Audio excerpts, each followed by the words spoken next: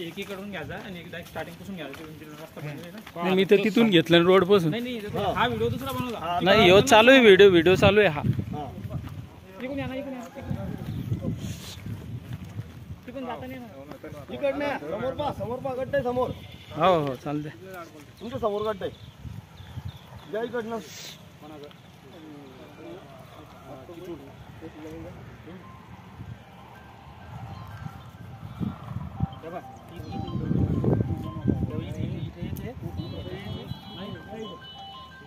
हा बस सांगत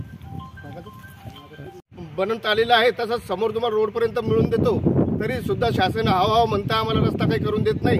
आता आम्ही आमचा माल कापायचा आम्ही काढायचा आहे, आम्ही कसं काढणार? आमचे ढोरे जात नाही, बैलगाड्या जात नाही, लेकरं बाळं जात नाही, आम्हाला जाण्यासाठी रस्ता नाही. आमच्या शेतकऱ्याचं वाली कोणीच नाही. आमच्या शेताची आता माल कापणी झालेली आहे. शेतात ट्रॅक्टर जाण्यासाठी रस्ता नाही, थ्रेशर जाण्यासाठी रस्ता नाही. आमचे पहिलेच शेतीला मालाला भाव नाही. आम्ही आता माल आमचं पाण्यात ओढला झालेला आहे, याचा कोणीच विचार करत नाही. आमच्याकडे कोणी कालपासून बसल्यानंतर सुद्धा कोणी आमच्याकडे कोणी येऊन पाहिले नाही. मी प्रभाकर नामदेव गुजर धाड. माझ्या जन्माच्या अगोदरपासून माझे आई वडील या रस्त्याने जात होते. हा रस्ता प्लॉट धारकांनी अडवला. आमचा रस्ता आम्हाला मोकळा करून देण्यात यावा. आमच्या शासनाला एवढी विनंती आहे. आमच्याकडे सर्व अधिकारी आले, त्यांनी आम्हाला फक्त शब्द दिले.